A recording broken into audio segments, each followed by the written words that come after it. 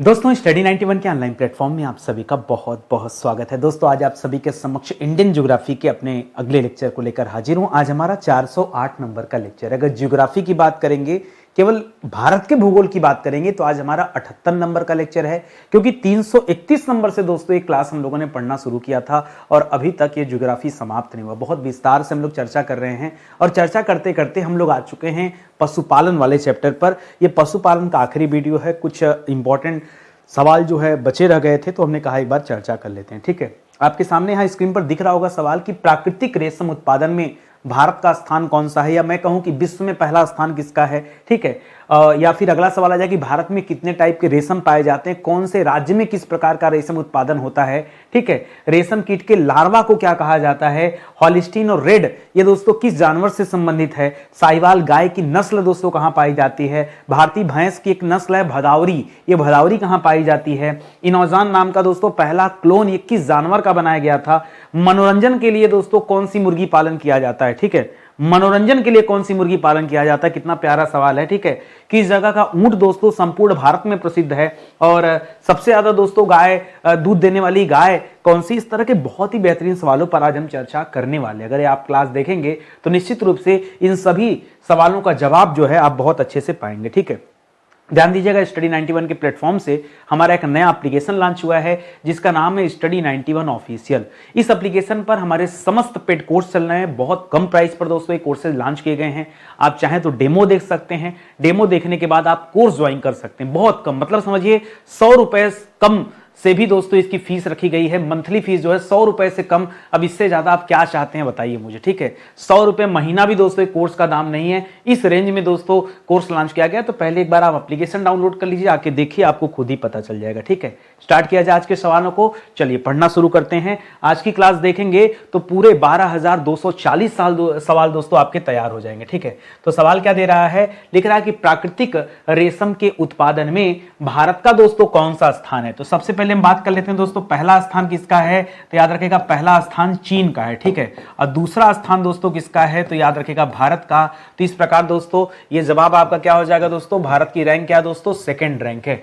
पूरे विश्व में दोस्तों जितना रेशम उत्पादन होता है, ठीक है, वैश्विक उत्पादन का ध्यान दीजिएगा, वैश्विक उत्पादन का, ठीक है, भारत में जो उत्पादन होता है दोस्तों 17% उत्पादन होता है। ठीक है, आप याद रखेंगे वैश्विक उत्पादन का देखेंगे तो। ठीक है, कितना दोस्तों, 17% दोस्तों भारत में उत्पादित होता है। मैं प्राकृतिक रेशम की बात कर रहा हूं, तो कभी भी सवाल आए ना तो आप जरूर याद रखेंगे, हो सकता है पहला रैंक पूछ दे, हो सकता है भारत का रैंक पूछ दे। अगला सवाल दे रहा है कि भारत में सर्वाधिक रेशम उत्पादन करने वाले दोस्तों राज्य कौन कौन से, कौन सा राज्य दोस्तों सबसे ज्यादा रेशम उत्पादन करता है। तो याद रखेगा इस मामले में पहला स्थान आता है दोस्तों कर्नाटक राज्य का। जी हां दोस्तों, कर्नाटक राज्य में सबसे ज्यादा रेशम उत्पादन किया जाता है, ये आप याद रखेंगे। ठीक है, अभी आगे आपको बताऊंगा कि किस टाइप का रेशम दोस्तों सबसे ज्यादा उगाया जाता है, वो भी बताऊंगा। उत्पादित किया जाता है, उगाया नहीं, उत्पादित किया जाता है, ये आप याद रखेंगे। तो पहला स्थान तो इसका है। दूसरा स्थान साउथ में आएगा दोस्तों आंध्र प्रदेश। ठीक है, आंध्र प्रदेश का स्थान है। ठीक है, इसको याद रखेंगे। तीसरा स्थान दोस्तों आप चेंज कर लीजिएगा, यह पश्चिम बंगाल का स्थान है। किसका दोस्तों, पश्चिम बंगाल का रेशम उत्पादन में कौन सा स्थान है दोस्तों, तीसरा स्थान है, ये आप याद रखेंगे। ठीक है, तो अगर हम भारत के परिप्रेक्ष्य में बात करें तो कम से कम 3 राज्यों का नाम आपको याद रखना चाहिए। ठीक है, अगला सवाल दे रहा है कि भारत में रेशम की जो है कितनी किस्में पाई जाती, कितने तरह के दोस्तों ये रेशम पाए जाते हैं भारत में। तो याद रखेगा दोस्तों इसके 5 प्रकार पाए जाते हैं। ठीक है, भारत में कितने प्रकार देखने को मिलते हैं, 5 प्रकार देखने को मिलते हैं। आप कहेंगे सर पांचों प्रकार सब बता दीजिए, बिल्कुल बताएंगे आपको मैं पांचों प्रकार। पहला है दोस्तों मलबरी रेशम। कौन सा रेशम दोस्तों, मलबरी रेशम दोस्तों याद रखेगा। ठीक है, मलबरी रेशम। ठीक है, इसी तरह से दूसरा है दोस्तों ट्रॉपिकल टसर। क्या कहते हैं उसे, ट्रॉपिकल टसर। ठीक है, ट्रॉपिकल टसर के नाम जानते हैं, ये भी दोस्तों रेशम का नाम है। ठीक है, तीसरा दोस्तों याद रखेगा ईरी रेशम। कौन सा रेशम, ईरी रेशम। ठीक है, चौथा याद रखेगा दोस्तों मूंगा रेशम। ठीक है, ईरी और मूंगा रेशम। ठीक है, नाम सुना है कि नहीं मूंगा रेशम का, नहीं सुना है तो आज सुन लीजिए। मूंगा नाम का भी दोस्तों एक रेशम होता है। कौन कौन सा होगा, एक मलबरी हो गया, एक ट्रॉपिकल टसर हो गया, एक ईरी हो गया, एक मूंगा हो गया और एक ओक टसर लिख लीजिए। ओक टसर, ठीक है, ओक टसर, ठीक है। तो आप याद रखेंगे ये रेशम के 5 वैरायटी हैं, ये 5 के पांचों दोस्तों कहां पाए जाता है, ये भारत में पाए जाते हैं। ये तथ्य आप ध्यान में रखेंगे, ठीक है। सवाल आएगा परीक्षा में ना, तो यहीं कहीं से दोस्तों सवाल बनेगा, जो ऑप्शन होगा वो यहीं से उठेगा, ठीक है। आगे देखिए, कर भारत में किस किस्म के रेशम का सबसे ज्यादा उत्पादन होता है। बहुत प्यारा सा सवाल दे दिया आपने, ठीक है, आपने पढ़ लिया, एक बार फिर से नोट कर लीजिए, शॉर्टकट में लिख दे रहा हूं दोस्तों। पहला आपने पढ़ा मलबरी, ठीक है। दूसरा आपने पढ़ा ट्रॉपिकल, ठीक है। ट्रॉपिकल के साथ टसर शब्द जरूर जोड़िएगा, इसका पूरा नाम ही ट्रॉपिकल टसर है, ठीक है। तीसरा दोस्तों आपने पढ़ा ईरी, चौथा दोस्तों आपने पढ़ा मूंगा, ठीक है, ईरी और मूंगा। पांचवा पढ़ा था दोस्तों ईरी मूंगा, और पांचवा पढ़ा था दोस्तों एक टसर, एक कुछ गलत तो नहीं लिखा, नहीं, ओक टसर, ठीक है, वहां टसर लिखा कि नहीं, ये इंपॉर्टेंट, ठीक है। तो ओक टसर याद रखेगा, ओक टसर, ये 5 पढ़ा। इसी पांचों में से दोस्तों कोई एक ऐसी वैरायटी जो सबसे ज्यादा उत्पादित की जाती है, तो याद रखेगा मलबरी। कौन सा वाला दोस्तों सबसे ज्यादा, तो याद रखिए अगर आपसे सर्वाधिक पूछे तो क्या बताएंगे दोस्तों, तब बताएगा मलबरी, ठीक है। मलबरी रेशम जो वैरायटी है दोस्तों, ये सबसे ज्यादा उत्पादित किया जाता है। तो सवाल ये भी आ सकता है कि सबसे कम कौन उत्पादित किया जाता है, नहीं पूछ सकता है, ठीक है। तो अगर आपसे पूछ दे दोस्तों, आपसे पूछ दे कि न्यूनतम किसका होता है, न्यूनतम, ठीक है, क्या पूछ दे न्यूनतम किसका होता है, तो क्या बताएंगे, मूंगा रेशम। भारत में मूंगा रेशम जो है दोस्तों, इसका सबसे कम उत्पादन किया जाता है, ठीक है। तो सबसे ज्यादा किसका दोस्तों, मलबरी का, और सबसे कम दोस्तों किसका, तो मूंगा का। ये तथ्य भी साथ में आप याद रखिए तो ज्यादा बेहतर रहेगा, ठीक है। चलिए आगे बढ़ते हैं। कह रहे आप मुझे बताइए कि केंद्रीय रेशम उत्पादन, ध्यान से सुनिएगा, केंद्रीय रेशम उत्पादन अनुसंधान एवं प्रशिक्षण संस्थान का है। ये सबसे इंपॉर्टेंट दोस्तों, संपूर्ण देखिए रेशम के कई सारे संस्थान अभी मैं आपको आगे बताऊंगा, लेकिन अगर सवाल में लिखा है केंद्रीय रेशम अनुसंधान संस्थान, तो दोस्तों कहां बताएंगे, ये आपके बहरामपुर में स्थित है। कहां स्थित दोस्तों, एक स्थान है बहरामपुर, बलरामपुर मत कर दीजिएगा, उत्तर प्रदेश बोलना पड़ेगा, ठीक है, बहरामपुर। और ये कहां स्थित दोस्तों, यह स्थित है पश्चिम बंगाल में। और आपको यह भी पता दोस्तों कि पश्चिम बंगाल जो है भारत में, ये 3rd नंबर पे था ना, रेशम उत्पादन में 3रे नंबर पे था, ये भी आप याद रखेंगे। अच्छा, एक सवाल इसी के साथ आप याद रखेगा, कभी कभी परीक्षा में पूछता है कि सफेद रेशम दोस्तों कहां पाया जाता है। क्या पूछ देता दोस्तों, पूछ देता है कि भारत में सफेद रेशम कहां उत्पादित किया जाता है, तो क्या आपका जवाब होगा, तब आप जवाब बताएगा दोस्तों तमिलनाडु में। कहां पर दोस्तों सफेद रेशम कहां उत्पादित करते हैं, तमिलनाडु में उत्पादित होता है। इस तथ्य को भी आप साथ में याद रखेगा, अचानक से दिमाग में क्लिक कर गया तो मैंने बता दिया। एक सवाल देखिए और, कह रहा है केंद्रीय मूंगा और ईरी अनुसंधान संस्थान, ठीक है, मूंगा और ईरी, इसके लिए दोस्तों एक अलग से अनुसंधान संस्थान है, ये कहां पर है। और आपने पीछे क्या पढ़ा था दोस्तों कि जो मूंगा रेशम है दोस्तों, इसका न्यूनतम उत्पादन होता है भारत में, ठीक है, इसका न्यूनतम उत्पादन दोस्तों भारत में किया जाता है। आपसे पूछ रहा है कि मूंगा और ईरी अनुसंधान प्रशिक्षण संस्थान दोस्तों ये कहां पर स्थित है, तो ये आपके असम में स्थित है। असम में कहां पर, तो एक स्थान असम में है जोरहाट। कौन सा स्थान दोस्तों, जोरहाट, ठीक है, जोरहाट, ठीक है, असम जोरहाट में पड़ता है। असम में एक स्थान है जोरहाट, वहीं पर दोस्तों ये मूंगा और ईरी अनुसंधान संस्थान स्थित है। ये थोड़ा सा अलग सवाल है, इसको आप ध्यान में रखिएगा, ठीक है। चलिए और आगे आ जाइए, कह रहा केंद्रीय टसर अनुसंधान संस्थान का। टसर में आपने 2 टाइप का टसर पढ़ा था, एक तो ट्रॉपिकल टसर पढ़ा था पीछे जो मैंने आपको पढ़ाया, एक ट्रॉपिकल टसर के बारे में पढ़ाया था, एक मैंने आपको ओक टसर के बारे में बताया, ठीक है, ट्रॉपिकल और ओक, ये 2 तरह का टसर बताया। कह केंद्रीय टसर अनुसंधान संस्थान दोस्तों कहां पर है, तो याद रखिएगा ये आपके झारखंड में। कहां पर स्थित दोस्तों, ये झारखंड में। झारखंड में दोस्तों कहां पर, तो झारखंड की राजधानी रांची है, ये रांची में ही दोस्तों टसर अनुसंधान संस्थान स्थित है। इस तथ्य को आप याद रखेंगे, ठीक है। चलिए और आगे आइए, अगला सवाल दे रहा है कि रेशम कीट का जो लार्वा होता है ना, उस लार्वा को क्या कहते हैं। लार्वा थोड़ा सा आप सही कर लीजिएगा, लार्वा ऐसे लिखिए तब दोस्तों आपको याद रहेगा, ठीक है। लार्वा, इस लार्वा को दोस्तों क्या कहा जाता है, इसे कहा जाता है कैटरपिलर। क्या कहा जाता है दोस्तों, कैटरपिलर। गांव में दोस्तों इसे लोग इल्ली बुलाते हैं। क्या बुलाते हैं, गांव में इसे लोग क्या कहते हैं, इल्ली बुलाते हैं, इल्ली। अच्छा, रेशम कीट पालन, रेशम कीट पालन दोस्तों ये क्या कहलाता है, रेशम कीट पालन, ठीक है, इसे क्या कहते हैं, इसे कहते हैं दोस्तों सेरीकल्चर। क्या कहते हैं, इसे हम सेरीकल्चर के तहत दोस्तों पढ़ते हैं, ठीक है। और रेशम कीट का पालन दोस्तों किस पर किया जाता है, तो सहतूत के पत्तियों पर दोस्तों रेशम के कीट पाले जाते हैं। तो इसको अलग से लिख लीजिए दोस्तों, ठीक है, सहतूत की पत्ती पर, ठीक है, सहतूत की पत्ती पर रेशम कीट पालन होता है, ठीक है, रेशम कीट पाले जाते हैं, रेशम कीट पाले जाते हैं। ये दोस्तों तथ्य आप याद रखेंगे, ये भी बहुत अच्छी सी बात है, क्योंकि परीक्षा में यहां से भी, इस लाइन से भी दोस्तों सवाल पूछ लिया जाता है, ठीक है। और आगे आइए, तरह किस नोबेल पुरस्कार विजेता ने मधुमक्खी के नाच भाषा की खोज किया था। दोस्तों ये क्या नाच भाषा, देखिए ये जो नाच है ना, नाच को अपने भाषा में हम नृत्य बोल सकते हैं। नृत्य मतलब दोस्तों डांस, ठीक है। तो इन्होंने दोस्तों ये ढूंढा कि मधुमक्खियां एक विशेष प्रकार से दोस्तों डांस करती हैं, ठीक है, और उसी डांस के आधार पर दोस्तों वो बातचीत करती हैं। जैसे हम बातचीत करने के लिए अपना मुख दोस्तों चलाते हैं, उसी तरह से मधुमक्खियां ये नाच करके करती हैं, ठीक है। इनका नाम क्या है, इनका नाम है कार्ल वान फ्रिस। क्या नाम दोस्तों, कार्ल वान फ्रिस, फ्रिस लिखिएगा, फ्रिस, ठीक है, कार्ल वान फ्रिस। ये किस देश के रहने वाले थे, तो ये ऑस्ट्रिया के रहने वाले थे, बहुत बड़े प्राणी वैज्ञानिक थे, ठीक है, ऑस्ट्रिया के रहने वाले थे, ऑस्ट्रेलिया नहीं, ऑस्ट्रिया। ऑस्ट्रिया की राजधानी वियना है, याद रखेंगे, ठीक है। तो ऑस्ट्रिया के रहने वाले थे, इन्हें नोबेल पुरस्कार भी मिला था दोस्तों। तो ये स्टाइल दोस्तों इन्होंने खोजा था, अपना जीवन न्यौछावर कर दिया दोस्तों मधुमक्खियों के ऊपर शोध करते करते, ठीक है। और अंतिम में उन्होंने ये ढूंढ भी निकाला। करा भारत में सर्वाधिक, शहर नहीं दोस्तों, यहां कर लीजिएगा शहद, ठीक है। भारत में सबसे ज्यादा दोस्तों शहद का उत्पादन कहां पर होता है, तो नंबर 1 पर दोस्तों यहां पर याद रखेंगे उत्तर प्रदेश है, ठीक है। सबसे ज्यादा शहद उत्पादन दोस्तों कहां होता है, ये आपको नहीं भरोसा रहा होगा, बट यही दोस्तों जवाब होगा। एक चीज और बता दूं, उत्तर प्रदेश में सबसे ज्यादा शहद उत्पादन कहां होता है, तो यह भी आपके लिए याद रखने लायक सवाल है कि उत्तर प्रदेश में सबसे ज्यादा शहद उत्पादन आपके सहारनपुर में होता है। कहां होता है, सहारनपुर।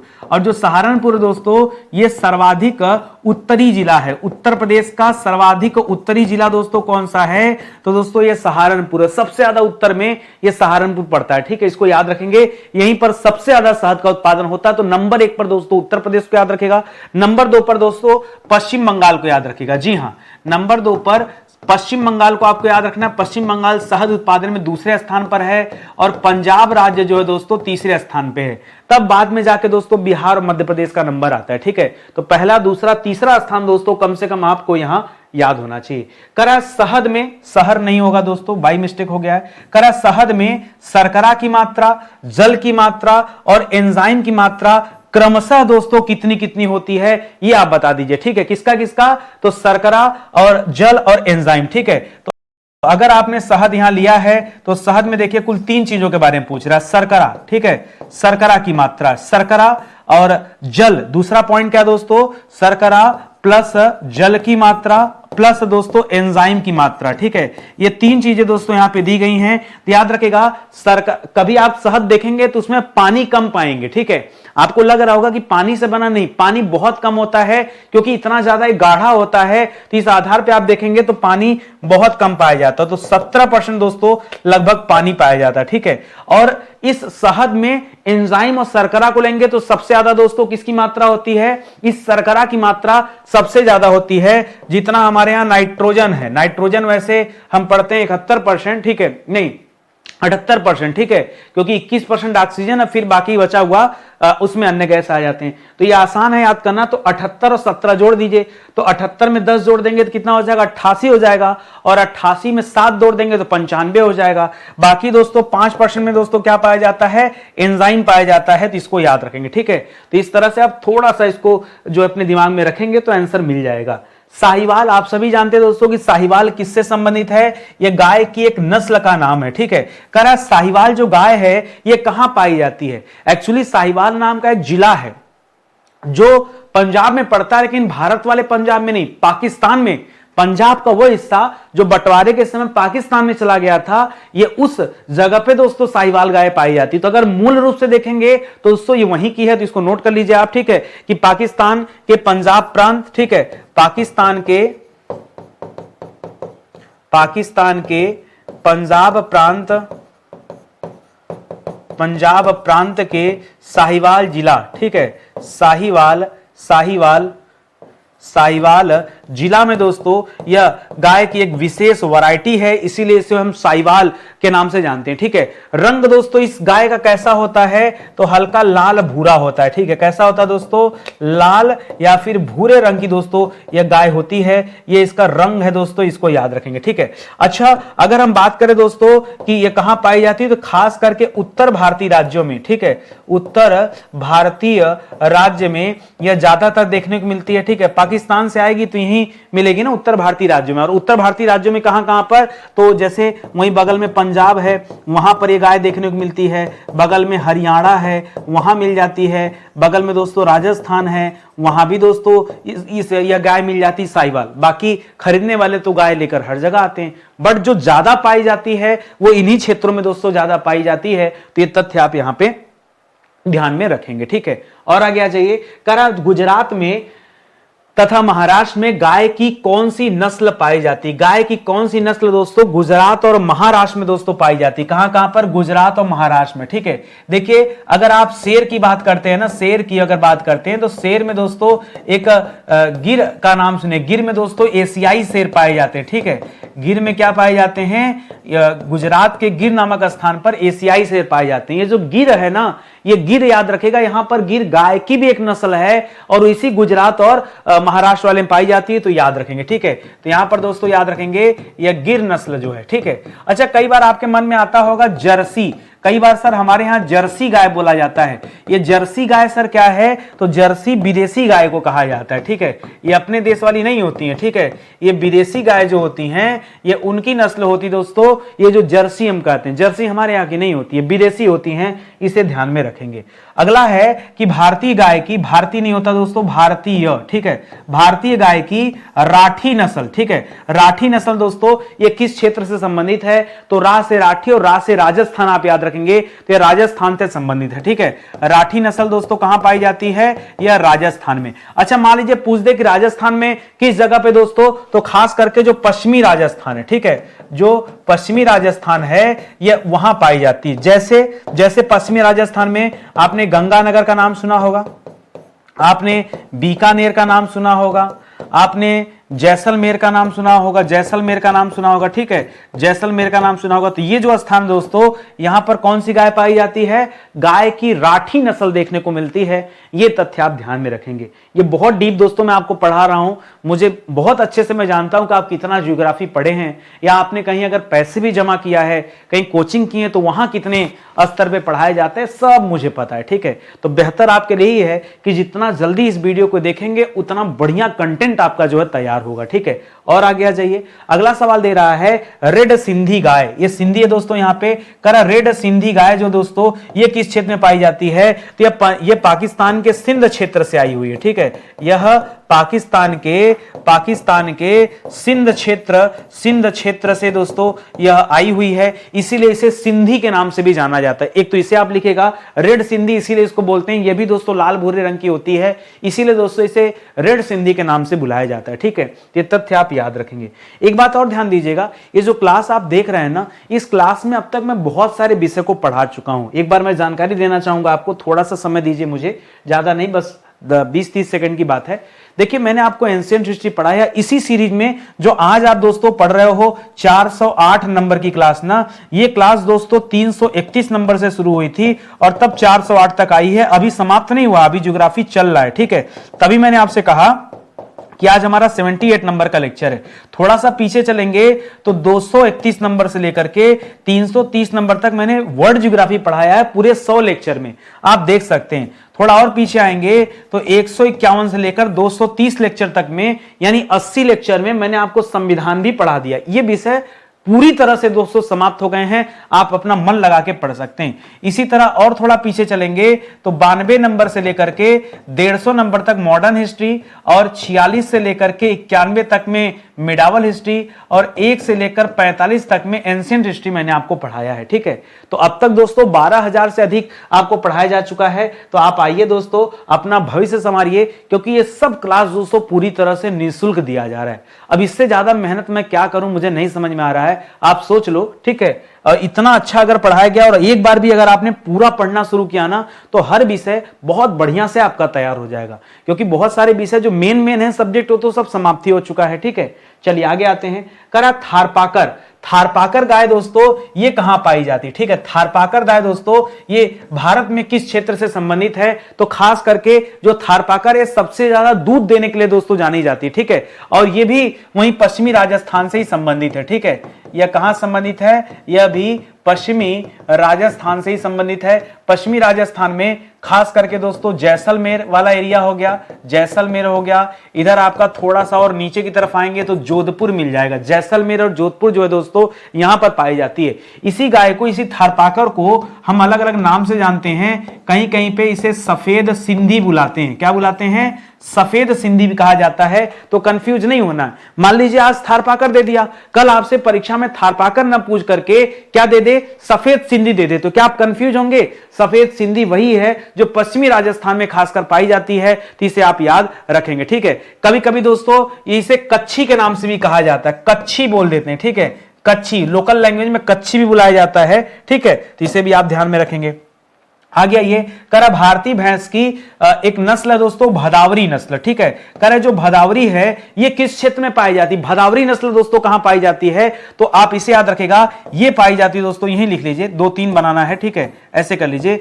सबसे ज्यादा दोस्तों भदावरी जो है दोस्तों ये उत्तर प्रदेश में देखने को मिलती है। उत्तर प्रदेश सबसे ज्यादा, क्या उत्तर प्रदेश, अब गिनती नहीं इसकी। ठीक है, उत्तर प्रदेश में है, राजस्थान में है और मध्य प्रदेश में। बिहार अभी मत जाइए। ठीक है, तो इसको आप याद रखेंगे, ये भैंस की नस्ल दोस्तों यहां पाई जाती। ठीक है, और एक चीज और आपको बताऊं, भदावरी की एक पहचान बड़ी गजब की है। जी हां, भदावरी जो भैंस होती है ना, जब इसको कभी आप देखेंगे तो गले के नीचे दोस्तों 2 धारियां होती हैं। ठीक है, ध्यान दीजिएगा, गले के नीचे 2 सफेद धारियां। कैसी धारियां?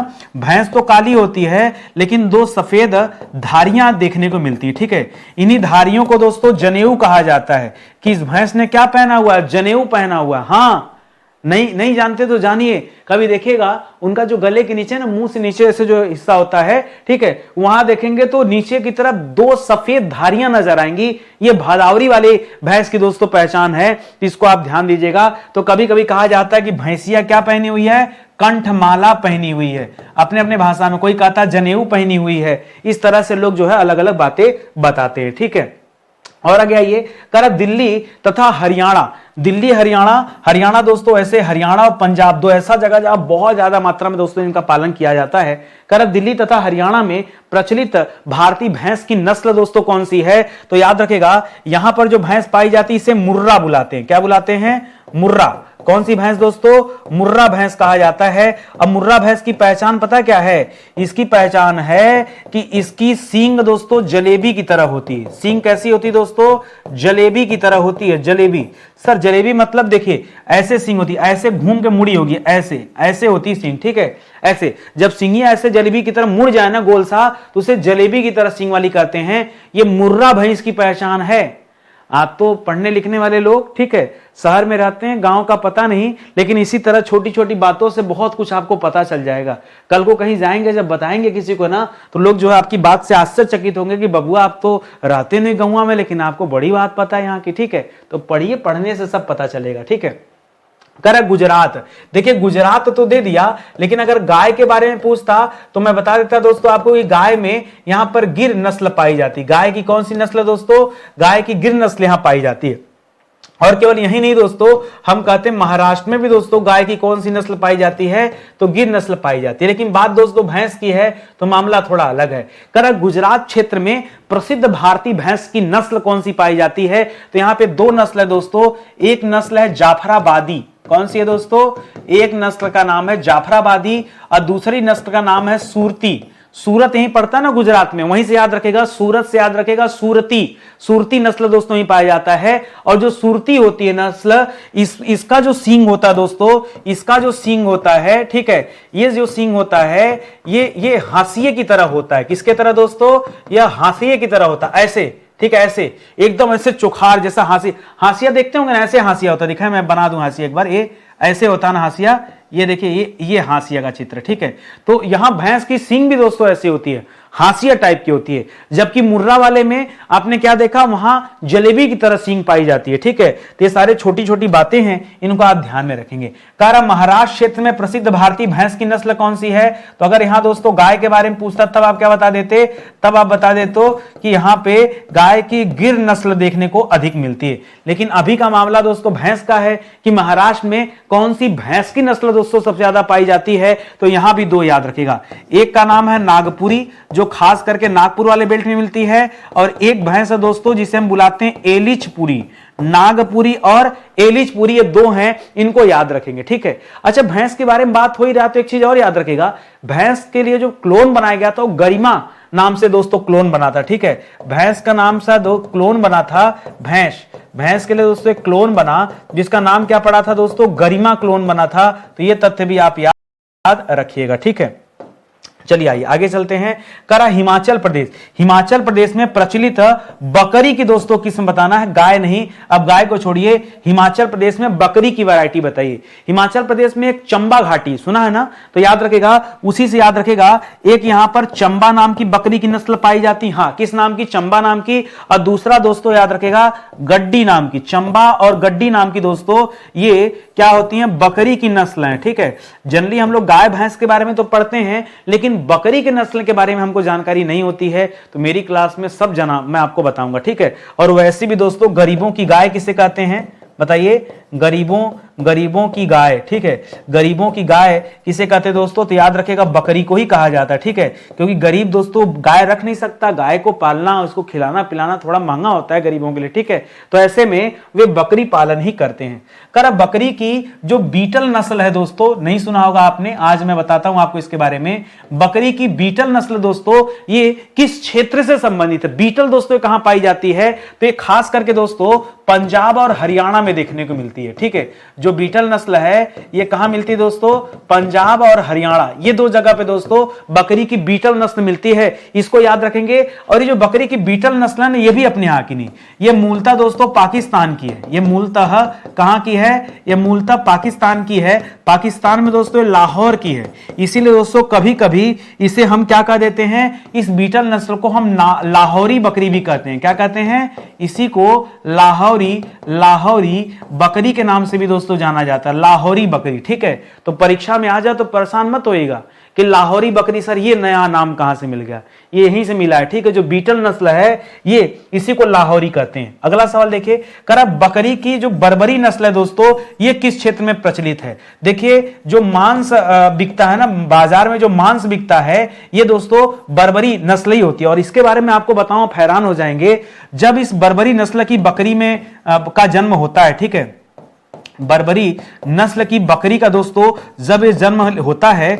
तो जन्म से मात्र 11 महीने में, मात्र 11 माह में ये बकरी बच्चे दे देती है। ठीक है, ये बकरी बच्चे पैदा कर देती है। सोचिए कितना स्पीड से भैया, खुदों का 1 साल नहीं पूरा हुआ। ठीक है, और उतने मतलब 12 महीना तो 1 साल होता है, और बकरियां पैदा हुई 11 महीना में बच्चा भी दे देती है बड़ा होके। ठीक है, इतना रफ्तार इसमें है। ठीक है, तो इस तरह की बकरियां दोस्तों कहां पाई जाती हैं? तो खास करके दो जगह पे, उत्तर प्रदेश में खास ज्यादातर देखने को मिलती हैं और राजस्थान में। ठीक है, उत्तर प्रदेश और राजस्थान में ये जो बर्बरी वाला लिखा दोस्तों ये मिलता है, यहां पर ये नस्ल यहां पर देखी जाती है, उत्तर प्रदेश और राजस्थान में ये देखने को मिलती है। अगला सवाल दोस्तों, कर हॉलिस्टीन और रेड, ठीक है, ये किस पशु की नस्ल है दोस्तों? तो याद रखिएगा ये गाय की नस्ल है। ठीक है, गाय, और गाय की दोस्तों ये विदेशी नस्ल है। ठीक है, गाय की ये विदेशी नस्ल हैं, ये आप याद रखेंगे, तो इसे आप जर्सी नाम दे सकते हैं। ठीक है, जर्सी सभी विदेशी गायों के लिए यूज किया जाता है,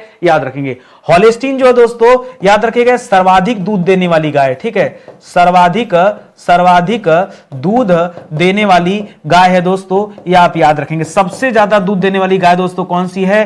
होलिस्टीन है, इसे आप याद रखेंगे, होलिस्टीन और रेड। ठीक है, बहुत अच्छा सवाल है, दिमाग में रखिएगा। करा किस जगह की बकरियां दोस्तों ये संपूर्ण भारत में दोस्तों प्रसिद्ध हैं? कहां की बकरियां संपूर्ण भारत में दोस्तों फेमस हैं? तो राजस्थान में एक जगह पड़ता है नागौर। ठीक है, सुना होगा नागौर आपने, नागौर में दोस्तों एक जगह पड़ता है वरुड़ा गांव। कौन सा गांव दोस्तों? वरुड़ा गांव। ठीक है, वरुड़ा गांव की जो बकरियां हैं ये पूरे भारत में दोस्तों प्रसिद्ध हैं। और याद रखेगा यहां पर दोस्तों मेला भी लगता है, ठीक है, मेला भी लगता है, ठीक है। तो बकरियों को बेचने के लिए दोस्तों यहां पर मेला भी लगता है, ठीक है, इसको भी ध्यान में रखेंगे। अगला सवाल देखिए, करा किस जगह का ऊंट जो है दोस्तों, ऊंट ये संपूर्ण भारतवर्ष में फेमस है। ऊंट को दोस्तों रेगिस्तान का जहाज भी कहते हैं। ऊंट को क्या कहा जाता है? ऊंट को रेगिस्तान का जहाज भी कहा जाता है। और कहां का ऊंट दोस्तों भारत में फेमस है? तो भैया ऊंट राजस्थान का है, तो राजस्थानी आपका जवाब होगा। हाँ, राजस्थान में कहां दोस्तों? तो एक गांव पड़ता है नाचना गांव। ये नाचना गांव दोस्तों राजस्थान में किसके अंतर्गत आते हैं? तो पश्चिमी राजस्थान में सबसे पॉपुलर जगह है जैसलमेर। नाम तो सुना होगा आपने, जैसलमेर, ठीक है, जैसलमेर, ठीक है। इसी के पास में जैसलमेर बीकानेर के बीच में दोस्तों वो मूवी शूट हुई थी, क्या नाम उसका? बॉर्डर, सनी देओल वाली, ठीक है। तो याद रखेंगे, सब बेहतरीन जगह है, कभी घूमने जाइए। कर विश्व का इंजाज, जी हां दोस्तों, विश्व का इंजाज नाम का जो पहला क्लोन बना था, यह क्लोन किसका था दोस्तों? एक तो आप क्लोन सुनते हैं डॉली नाम का क्लोन, ठीक है, डॉली। तो जो डॉली नाम का क्लोन था यह भेड़ का क्लोन था, ठीक है। एक क्लोन आप सुनते हैं गरिमा नाम का, ठीक है। जो गरिमा क्लोन था दोस्तों ये भैंस, ये उसका था, हाँ, ये गरिमा क्लोन था दोस्तों, भैंस का था, ठीक है, गरिमा, खास करके गरिमा दूती। और जो इंजाज था दोस्तों ये ऊंट का क्लोन था, ठीक है। किसका क्लोन था? ये ऊंट का क्लोन था, इसे आप याद रखेंगे। और ये दुनिया का पहला जंतु क्लोन माना जाता है, ठीक है। चलिए और आगे आइए, कर मनोरंजन के लिए पाले जाने वाली मुर्गी की नस्ल कौन सी है? क्यों, कैसा मनोरंजन सर, इनसे कौन सा मनोरंजन? देखिए अगर आप दक्षिण भारत में जाएंगे ना तो आपको वहां मुर्गे की लड़ाई मिलेगी, ठीक है। दक्षिण भारत में एक लोकप्रिय खेल है, ठीक है, एक लोकप्रिय खेल वहां होता है जिसमें मुर्गा लड़ाया जाता है। क्या होता है दोस्तों? मुर्गा या मुर्गी लड़ाई जाती है, ठीक है, लड़ाई जाती है दोस्तों। तो इसीलिए दोस्तों एक विशेष प्रकार की मुर्गी पालन किया जाता है, इसे हम कहते हैं असील। क्या कहते हैं दोस्तों? असील। और ये जो मुर्गियों की असील वैरायटी है ना, ये लड़ाकू मुर्गियां होती हैं भैया, कोई आम मुर्गियां नहीं है। ये क्या है दोस्तों? इसी को लड़ाकू मुर्गियां कहा जाता है, ठीक है। ये लड़ाकू मुर्गियां होती हैं, मतलब लड़ाई कर लेती हैं, ठीक है। तो आप याद रखेंगे, कभी इसको देखिए आप YouTube पे, फिर आपको समझ आएगा कि मैं आपको क्या समझा रहा हूं। अगला सवाल, करा भेड़ की कौन सी नस्ल ऊन या कालीन के लिए दोस्तों फेमस है? ठीक है, भेड़ की कौन सी नस्ल ऊन और कालीन के लिए? देखिए अगर खाली ऊन के लिए बोलता, ठीक है, खाली ऊन के लिए बोलता, तब दोस्तों हम आपको सबसे बढ़िया मैरिनो का नाम बता देते। किसको? मैरिनो जो नस्ल है दोस्तों भेड़ का, ये बहुत अच्छा माना जाता है। और खास करके दोस्तों ऑस्ट्रेलिया का है, ठीक है, ऑस्ट्रेलिया का है। आपको मैंने समझाया था, ऑस्ट्रेलिया में मर्रे डार्लिंग जो नदी बेसिन है ये उसके वहां पाया जाता दोस्तों, ठीक है, तब हम ये बताते। लेकिन यहां केवल ऊन की बात नहीं हो रही, यहां ऊन के साथ साथ कालीन शब्द लिखा हुआ है। तो भेड़ की कौन सी नस्ल ऊन और कालीन दोनों के लिए दोस्तों फेमस है? तो याद रखेगा यहां पर हम जवाब देंगे बीकानेरी भेड़। कौन सा भेड़ दोस्तों? बीकानेरी भेड़। वैसे हम बोलते हैं इसे बीकानेरी भेड़, लेकिन इसे वहां पर इस नाम से नहीं जानते हैं, वहां पे लोग इसे मगरा भेड़ के नाम से जानते हैं, ठीक है। क्या बुलाते हैं यहां पर लोग उसे? ठीक है, मगरा भेड़ बुलाते हैं। ये सबसे अच्छा माना जाता है दोस्तों मगरा भेड़, याद रखेंगे। इसके अलावा एक और भेड़ दोस्तों चोकला, ठीक है, भेड़ की एक नस्ल है चोकला, ठीक है, चोकला नस्ल, ठीक है, चोकला नस्ल, इसको भी आप याद रखेंगे। यह भी दोस्तों कालीन उत्पादन के लिए जानी जाती है, तो इसको आप याद रखेंगे। तो मोगरा और चोकला ये दोनों आप याद, मगरा और चोकला ये दोनों आपको याद रखना है यहां पे, ठीक है। और आगे आ जाइए, करा भैंस के दूध में गाय के दूध, देखिए गाय के दूध में अगर पानी मिला हो, ठीक है, गाय के दूध से मतलब नहीं है, सीधे सीधे दूध में पानी की मिलावट का पता, ठीक है, मिलावट का पता किससे लगाते हैं दोस्तों? तो एक यंत्र है जिसको हम बुलाते हैं लैक्टोमीटर। क्या बुलाते हैं? लैक्टोमीटर। इससे दोस्तों पता कर सकते हैं। लेकिन यहां दोस्तों सवाल अलग है, कर अब भैंस के दूध में अगर गाय का दूध मिला दीजिए, भैंस के दूध में गाय का दूध मिक्स कर दीजिए, तब दोस्तों उस मिलावट को आप कैसे पता कर सकते हैं? तो यहां पर एक मेथड है दोस्तों जिसे हम बुलाते हैं हंसा विधि। क्या बुलाते हैं? हंसा विधि। हंस दोस्तों दूध और पानी को तो अलग कर ही देता है, लेकिन यहां पर जो साइंटिस्ट ने मेथड बनाया ना, जो विधि बनाया है हंसा विधि, ये गाय और भैंस के दूध को भी अगर मिला देंगे तो भी दोस्तों अलग करके बता देगा कि कितना गाय का दूध है, कितना भैंस का दूध है। उस विधि को दोस्तों हंसा विधि के नाम से जाना जाता है। तो यह तथ्य भी आप याद रखेंगे, ठीक है, समझ में आ रहा है ना? तो अगर आप स्टडी 91 पे आएंगे तो ऐसा हो ही नहीं सकता कि विषय में मजा ना आए और समझ ना आए, ठीक है। और अभी भी आपको समझा रहा हूं, जो इंसान फ्री में निःशुल्क इतनी अच्छी क्लास दे सकता है वो इंसान अपने पेड क्लास में बहुत मेहनत करता है, बस ये जान लीजिए। आप जल्दी से दोस्तों स्टडी 91 का एप्लीकेशन आप डाउनलोड कर लीजिए और उसके माध्यम से आप जुड़ जाइए हमारे साथ। हर बैच में आपको डेमो क्लास दिया गया, पहले आप डेमो देखिए, सेटिस्फाई होइए, अच्छा लगे तो क्लास ज्वाइन कीजिए, ठीक है। और मेरी बात मानिए तो दोस्तों हमने जीएस में बेहतरीन बैच बनाए मॉडर्न हिस्ट्री। एक बार पढ़िए, भारत में दोबारा किसी भी परीक्षा के लिए, चाहे छोटा एग्जाम हो चाहे बड़ा एग्जाम, कभी भी आपको दोबारा मॉडर्न हिस्ट्री नहीं पढ़ना पड़ेगा। मैं कहता हूं हर विषय को सिर्फ एक बार पढ़िए, बार बार नहीं, सिर्फ जीवन में एक बार, ठीक है। तो आप जानिए यहां से कंप्लीट इतिहास पूरा समाप्त हो जाएगा, कुछ बचेगा ही नहीं, कुछ नहीं बचेगा, ये आप मान लो, ठीक है। तो एक बार ट्राई करके देखो, डेमो क्लास मिल जाएगा आपको, डेमो देखना, अच्छा लगे तो आप कंटिन्यू करना, ठीक है। तो चलिए आज का सेशन दोस्तों ही समाप्त होता है, मिलते हैं दोस्तों अगले लेक्चर में। तब तक के लिए बहुत बहुत धन्यवाद आप सभी का, बहुत बहुत धन्यवाद आप सभी का। और अच्छा लगे तो लाइक कमेंट आप जरूर कीजिएगा, ये आपसे निवेदन है, ठीक है। जय हिंद, जय Bharat, thank you so much.